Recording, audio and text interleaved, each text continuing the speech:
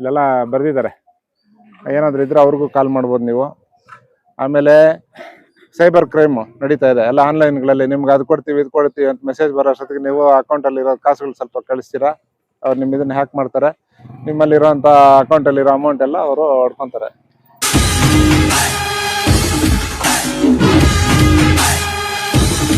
பொதுமக்களுக்கு ஒரு முக்கிய அறிவிப்பு. திருட்டு மற்றும் இணைய மோசடி அதாவது சைபர் ஃப்ராட் அதிகரித்து வருகிறது.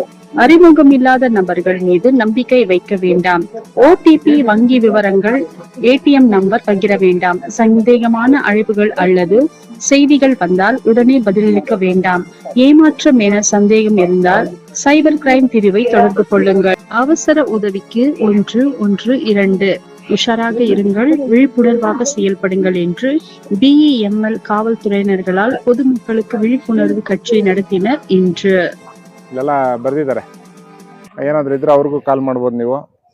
ಆಮೇಲೆ ಸೈಬರ್ ಕ್ರೈಮ್ ನಡೀತಾ ಇದೆ ಎಲ್ಲ ಆನ್ಲೈನ್ಗಳಲ್ಲಿ. ನಿಮ್ಗೆ ಅದು ಕೊಡ್ತೀವಿ ಇದು ಕೊಡ್ತೀವಿ ಅಂತ ಮೆಸೇಜ್ ಬರೋ ಅಷ್ಟೊತ್ತಿಗೆ ನೀವು ಅಕೌಂಟಲ್ಲಿರೋ ಕಾಸುಗಳು ಸ್ವಲ್ಪ ಕಳಿಸ್ತೀರಾ, ಅವ್ರು ನಿಮ್ಮ ಇದನ್ನು ಹ್ಯಾಕ್ ಮಾಡ್ತಾರೆ.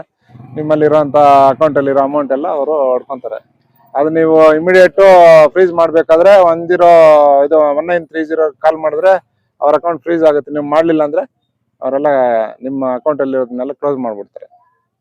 ಅದಕ್ಕೆ ಇವೆಲ್ಲ ಇನ್ಸ್ಟ್ರಕ್ಷನ್ಸ್ ಕೊಡೋದಕ್ಕೆ ಬೀಟ್ ಮೀಟಿಂಗ್ ಮಾಡೋದು ನಾವು. ನಿಮ್ಗೆ ಏನೇ ಸಮಸ್ಯೆ ಇದ್ರೋ ಇಲ್ಲ ಏನಾದರೂ ಎಲ್ಲನ ಸಿವಿಯರ್ ಇನ್ಸಿಡೆಂಟ್ ನಡೀತಾ ಇದ್ರೆ 112 ಕಾಲ್ ಮಾಡ್ಬೋದು ನೀವು ಇಮಿಡಿಯೇಟು. ಪ್ರತಿಯೊಂದು ಬೀಟಲ್ಲಿನೂ ಮಾಡ್ತೀವಿ ಮೀಟಿಂಗು. ಪ್ರತಿ ತಿಂಗಳು ಮಾಡ್ತೀವಿ. ತಿಂಗಳಿಗೆ 2 ಸಲ ಬೀಟ್ ಹೋಗ್ತಾರೆ. ಅದಕ್ಕೆ ಬೀಟ್ಗೆ ಉಸ್ತುವಾರಿ ASಗಳಿದ್ದಾರೆ. ಇನ್ನೂ ಸ್ವಲ್ಪ ಹೆಚ್ಚಿನ ಮಟ್ಟದಲ್ಲಿ ಇದು ಮಾಡಿದ್ರೆ ನಮ್ಮ ಸುಪೀರಿಯರ್ ಆಫೀಸರ್ಸ್ ಕೂಡ ಬಂದು ಮಾಡ್ತಾರೆ.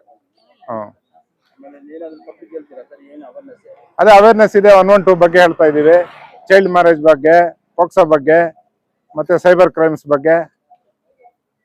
ಈಗ ಅಕ್ಕಪಡೆ ಅಂತ ಒಂದು ಹೊಸದಾಗಿ ಮಾಡಿದ್ದಾರೆ 181 ಅಂತ ಹೇಳಿ. ಅದಕ್ಕೂ ಇದು ಮಾಡ್ಬಾರ್ದು. ಲೇಡೀಸ್ಗೆ ಏನಾದರೂ ಪ್ರಾಬ್ಲಮ್ಸ್ ಇದ್ರೆ ಫ್ಯಾಮಿಲಿ ಇದ್ರದ್ದು ಅವ್ರು ಅದನ್ನು ಇದು ಮಾಡಿ ಅವರು ಬರ್ತಾರೆ ಇಮಿಡಿಯೇಟು. 112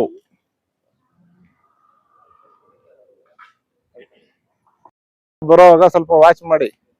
ದೊಡ್ಡ ಮಕ್ಕಳಿಗೆ, ಚಿಕ್ಕ ಮಕ್ಕಳಿಗೆ ಏನು ಗೊತ್ತಾಗಲ್ಲ. ಬೈಕ್ ಕೊಡ್ತಾ ಇದ್ರಿ, ಅವ್ರಿಗೆ ಇನ್ನೂ 18th ಏಜ್ ಆದ್ಮೇಲೆ DL ತೆಗೆದ್ಬಿಟ್ಟು ಗಾಡಿ ಓಡಿಸ್ತಾರೆ. ಅವ್ರಿಗೆ DL ಇಂಥವೆಲ್ಲ ನೀವು ಇದೇ ಮಾಡ್ಸಿರಲ್ಲ. ವರ್ಷ ಇರುತ್ತೆ ಅವಾಗ ಗಾಡಿ ಓಡಿಸ್ತಾ ಇದಾರೆ. ಅವ್ರಿಗೆ ಏನಾದ್ರು ಹೆಚ್ಚು ಕಮ್ಮಿ ಆಗಿ ಬೇರೆದವ್ರಿಗೆ ಹೆಚ್ಚು ಕಮ್ಮಿ ಏನಾದ್ರೆ ಅವ್ರಿಗೆ ಪೋಷಕರಿಗೆ ಇದಾಗುತ್ತೆ, ಕೋರ್ಟ್ ಫೈನ್ ಬರುತ್ತೆ, ಮತ್ತೆ ನಿಮ್ಗೆ ಕಂಪ್ಲೇಂಟ್ ಆಗುತ್ತೆ ನಿಮ್ಮ ಮೇಲೆ. ಮತ್ತೆ ಚಿಕ್ಕ ಮಕ್ಕಳಿಗೆ 2 ವೀಲರ್ಸ್ ಓಡಿಸೋರು ಕಡ್ಡಾಯವಾಗಿ ಹೆಲ್ಮೆಟ್ ಹಾಕ್ಬೇಕು. ಹೆಲ್ಮೆಟ್ ಹಾಕ್ರಿ. ಹೆಲ್ಮೆಟ್ ಹಾಕಿಲ್ಲ ಅಂದ್ರೆ ನಿಮ್ ಪೆನಾಲ್ಟಿ ಆಗುತ್ತೆ. ಇಟ್ಕೊಳ್ಳಿ.